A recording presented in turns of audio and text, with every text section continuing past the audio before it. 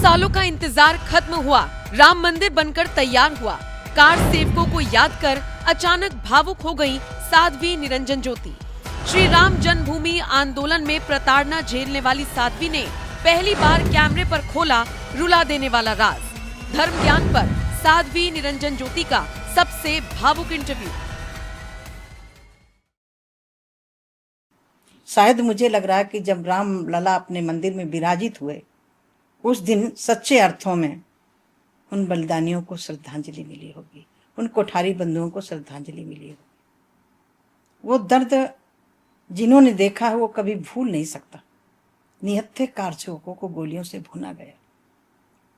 शायद मुझे लग रहा है कि कभी भी हमने आज़ादी हमारे सामने नहीं लड़ी गई, लेकिन हमने वो दृश्य देखा कि शायद मुझे लग रहा है कि आज़ादी के समय भी ऐसे हमारे देश के नौजवानों ने गोलियां खाई होंगी।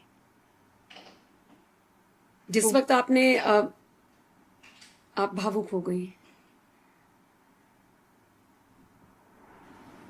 क्षण ही ऐसा था कि वो अपने आप को रोक नहीं पा रहे थे लोग।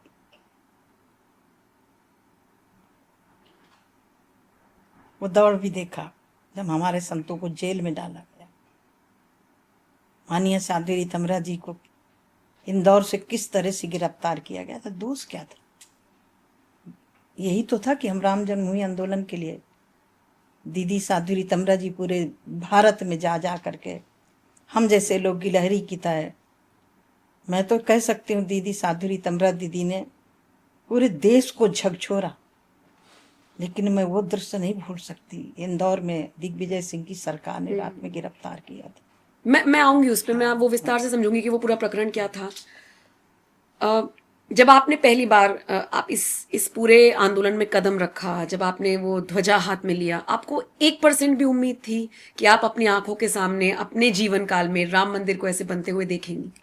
देखिए, सन 84 में शहाबुद्दीन ने लॉन्ग मार्च की घोषणा की कि हम अयोध्या में नमाज अदा करेंगे। फिर उस समय हमें लगा कि साधु बनना हमारा धिक्कार है, हमारे राम जन्मभूमि के लिए कोई चुनौती दे रहा है कि हम वहाँ नमाज अदा करेंगे। फिर 84 के बाद से तो पूरी तरह हम लोग राम जन्मभूमि के आंदोलन में लग गए और हमें बिल्कुल दृढ़ विश्वास था कि रामलला हमारे सामने ही विराजित होंगे। यदि आपको टाइम मिले तो 2016 का सहारा समय का इंटरव्यू मेरा आप देख लीजिएगा। मैंने उसमें दावे से कहा था कि रामलला का मंदिर बनेगा और इसी कालखंड में बनेगा और हमारी आंखों के सामने बनेगा। और वो जब रामलला विराजित हुए, वो क्षण तो हम शब्दों से नहीं बयान कर सकते। क्या आनंद था! ऐसे लग रहा था पूरा मन थिरक रहा था, नृत्य कर रहा था मन, और एक तरफ मन उन शहीदों को स्मरण करके भावुक भी हो रहा था। इतने सारे धर्मगुरु वहां पर मौजूद थे, साध्वियां मौजूद थी, बड़े बड़े गणमान्य लोग वहां पर मौजूद थे, लेकिन कुछ ऐसे नेता थे जो हैं हिंदू, उन्हें न्योता भी मिला। अब सोचिए, न्योता ठुकरा दिया, आए नहीं, अब तक नहीं जा पाए। नहीं, उनको जाने नहीं था। यदि न्योता न दिया जाता तो कहते हम जाएं कैसे, हमें न्योता नहीं दिया गया। ये राम जन्मभूमि का मंदिर जब बना और रामलला विराजित हुए, राम जन्मभूमि ट्रस्ट उसका निमंत्रण दे रही थी, कोई पार्टी थोड़ी दे रही थी। भारतीय जनता पार्टी निमंत्रण नहीं दे रही थी। और मेरा सौभाग्य कि मेरे गुरुदेव युगपुर स्वामी परमानंद जी महाराज उस जन्मभूमि के ट्रस्ट के ट्रस्टी सदस्य हैं। तो मैं उनको आपके माध्यम से कहना चाहती हूँ कि निमंत्रण ना मिलता तो कहते हमें निमंत्रण नहीं मिला, निमंत्रण मिला तो एक वोट बैंक के कारण मुझे लग रहा है कि अभी तक नहीं गए। और दुर्भाग्य इस देश का। मैं अपने प्रधानमंत्री जी पर गर्व करती हूँ। सम्मान सबका, नीति सबके लिए, विकास सबके लिए, लेकिन सनातन धर्म को आगे बढ़ाने के लिए जो देश के यशस्वी प्रधानमंत्री जी ने किया है, ये शायद मुझे लग रहा है कि स्वामी विवेकानंद जी का वो सपना अधूरा था, उसको पूरा कर रहे हैं। बहुत बड़ी बात आपने कही। आपने इंदौर के एक प्रकरण का जिक्र किया, मैं थोड़ा समझना चाहूंगी क्या हुआ था, दिग्विजय सिंह की क्या भूमिका थी, आपके साथ क्या हुआ था, वो थोड़ा बताइए।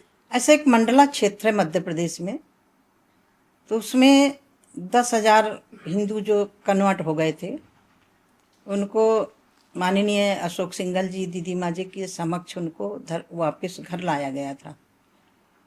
और उसके बाद दिग्विजय सिंह को ऐसा लग रहा था कि मेरी सत्ता कभी जाने वाली नहीं है। अच्छा। तो वो राम जन्मभूमि से आंदोलन से जुड़े हुए लोगों को अच्छा पसंद नहीं करते थे। क्यों करते? क्योंकि उनके चश्मा लगा था दूसरा। हम लोग इंदौर में आध्यात्मिक कार्यक्रम में थे, दीदी माँ थी, गुरुदेव थे, बहुत सारे संत थे। तो एक हमारे तुलसी सादीजा थे, उनके घर में हम लोग रुके हुए थे। रात्रि का समय था, 2:30 बजे रात्रि के समय। और उनकी पत्नी गर्भवती भी थी। हम लोग ऊपर रुके थे, वो लोग नीचे थे। बिना दरवाजा खुलवाए छलांग लगा करके पुलिस अंदर घुसी। उनकी पत्नी ने एकदम घबराहट में उठी, तो शायद वो गिरी भी थी, चोट भी लगी थी उनके। फिर पूछा कि कहाँ रितमरा दी, और महाराज जी का नाम लेकर के। तो ऊपर पुलिस चली गई पूरी, कोई महिला पुलिस नहीं। जब पुलिस गई, दरवाजा खटखटाया, तो एकदम संजय भैया रहते थे, उन्होंने दरवाजा खोला तो ऐसे झटका, संजय भैया के भी हाथ लग गया, चोट लग गई। उसके बाद मैं निकली तो मैंने कहा क्या बात है भाई, हम गिरफ्तार करने आए रितमरा। महाराज जी ने कहा नहीं, रात में नहीं जा सकते। पुलिस ने कहा हम ले जाएंगे, और कोई महिला पुलिस नहीं। भाई रात में किसी महिला को गिरफ्तार, पहली बात तो रात में महिला को गिरफ्तार नहीं किया जा सकता। 6 बजे से शाम 6 बजे तक महिला को दिन में कर सकते हैं, रात्रि में उठाया। तो मैंने कहा मैं अकेले तो नहीं जाने दूंगी, कुछ भी हो सकता है। क्योंकि हमारे मौदहा के भाजपा के विधायक थे बादशाह सिंह जी, मुलायम सिंह जी के शासन में उनको घर से उठा करके जंगल में ले गए थे, और वहाँ ये मान के चली कि उनको मारने का इरादा था। माननीय राजनाथ सिंह जी को मालूम हुआ, तत्काल हमीरपुर पहुंचे, वहाँ तत्काल डीजीपी से फ़ोन करवाया, तब वो उनकी जान बच गई। तो मेरे अंदर वो भय गया था कि ये ले जाएंगे, कुछ ना कुछ कर देंगे। ना हमारे साथ कपड़े, ना कुछ छोटी सी गाड़ी। एक पुलिस वाला इधर बाहर जा करके किसी थाने में जाके बैठाया। 150 गाड़ियां थी पुलिस की उस रात। अब एक साध्वी को गिरफ्तार करने एक साध्वी को गिरफ्तार। अपराध क्या? राम जन्मभूमि के लिए आंदोलन कर रहे थे। हुआ क्या, इतना तो ठीक था। जो 150 गाड़ियां थी वो क्योंकि इसके कारण धोखे में रखा कि जो इंदौर के लोग होंगे उन्हीं गाड़ियों के आगे पीछे घूमेंगे, जिसमें हमें और साध्वी जी को बिठाया। एक पुलिस की गाड़ी पीछे और एक आगे, ये निकल के बाहर। वो गाड़ियां इंदौर में घूमती रही, तो हमारे जो कार्यकर्ता थे उन गाड़ियों के आगे पीछे घूमते रहे। आ करके गुना की एक चौकी में आकर के FIR दर्ज करवाया। ना तो कहीं बाथरूम जाने दिया, ना कहीं पानी पीने दिया। ये समझ लो कि रास्ते तक ठीक भी नहीं थे मध्य प्रदेश के। हम 8 घंटे में ग्वालियर पहुंचे। ग्वालियर में बंद किया तो मुझे भी बंद कर रहे थे। रितमरा दीदी ने कहा कि कारण क्या है? इनका मतलब था कि कहीं संदेशा ना पहुंच पाए। यदि मुझे भी बंद कर देंगे तो संदेशा नहीं पहुंच पाएगा। तो हम भिड़ गए। हमने कहा कि गिरफ्तार आप करने गए थे रितमरा दीदी को, और मैं नहीं जाऊंगी। मुझे मालूम था कि कुछ कर देंगे। तो हमारे पास तो कुछ था नहीं। तो रितमरा दीदी किट ले गई थी, तो उसमें काजल की डब्बियाँ पड़ी थी। तब मोबाइल तो होता नहीं था। तो विश्व हिंदू परिषद कार्यालय दिल्ली का RK पुरम का नंबर था। वो नंबर मेरे हाथ में लिखा, उनको अंदर ले गए। मैं किसी PCO में जा कर के मैंने फ़ोन किया, तो आचार्य गिरिराज जी से बात हुई। मैंने कहा ऐसा ऐसी घटना हो गई है और यहाँ पुलिस ले आई है। किसी को नहीं मालूम था कि पुलिस कहाँ ले गई। जंगल जंगल जंगल लाई पूरा। जब पूरे जंगल से लाई तो हमारे अंदर ऐसे हो रहा बिल्कुल कि कुछ भी कर सकते हैं, एनकाउंटर करवा सकते हैं, कुछ भी करवा सकते हैं, और ये कह दें कि भाग रही थी, हमने मार दिया। जब जेल में पहुंचे तो अब लगा कि चलो अब ठीक है। लेकिन रितमरा दीदी को ऐसी जगह रखा कि मच्छर, बदबू, पूरे ऐसे बुरे कमरे में रखा। हमारे पास तो कुछ कपड़े नहीं थे, उनके पास भी कुछ कपड़े नहीं। अब किसी भगत को हमने वहाँ से इंदौर से फ़ोन आया तो वो हमें लेने आए। हम भोजन 4 दिन रहे वहाँ। भोजन लेके मैं जाती थी, और पता है आपको, जो मैं भोजन लेके जाती थी वो भोजन नहीं उनको देते थे। वही कैदियों वाला सड़ा सड़ाया भोजन। 4 दिन तक दीदी माँ ने वहाँ भोजन नहीं किया। मैं वहाँ से चली किसी के घर के लिए। मैंने कहा जब कहीं ले जाना हो तो मुझे बता देना। अब आप कल्पना करिए कि जब मैं जैसे निकली, वैसे पुलिस ने ग्वालियर जेल से निकाला और एक गाड़ी में बैठाया, ट्रेन में, और बस उनको लेकर चली गई। अब मेरे पास वही नंबर था, फिर मैंने कार्यालय फ़ोन किया दिल्ली से भोपाल फ़ोन गया। अब जैसे ही भोपाल फ़ोन पहुंचा तो पूरे कार सेवक, पूरी जनता भोपाल स्टेशन में आ गई। अब देखिए कितनी क्रूरता की गई। एक जंगल में गाड़ी रोक करके, एक छोटे से गांव में एक छोटा सा तहसील बना हुआ, तहसील भी नहीं था, विद्यालय बना था, पैदल पैदल चला करके कम से कम 5-6 किलोमीटर रितमरा दीदी को ले गए ऐसे कैदी की तरह, और वहीं कोर्ट बिठाया।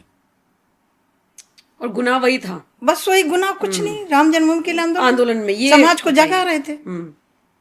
अब ये मान के चलिए कि वो गुनाह दिग्विजय सिंह को श्राप लगा कि 2003 से फिर सरकार में नहीं आ पाए, तब से सरकार उनकी चली गई।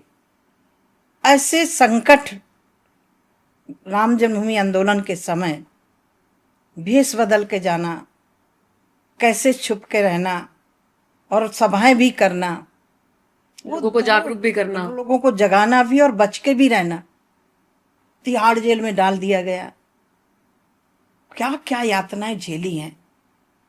ये जो धर्मनिरपेक्ष की बात करते हैं ना, ये धर्मनिरपेक्ष नहीं है, एक संप्रदाय विशेष के लोग हैं। और मैं इतने कह सकती हूँ कि जो वो दौर हमने देखा है, शायद आगे आने वाली पीढ़ी को याद नहीं रहेगा। आपके चैनल के माध्यम से कम जो सुनेगा कि कितनी यातनाएं दी गई हैं, ये यातनाएं सुनेंगे तो हमारे नौजवान बच्चों के अंदर कम से कम ये भाव जागेंगे। बड़ी क्रूरता झेली है, बहुत संकट झेले हैं। रामलला का मंदिर ऐसे नहीं मिला है।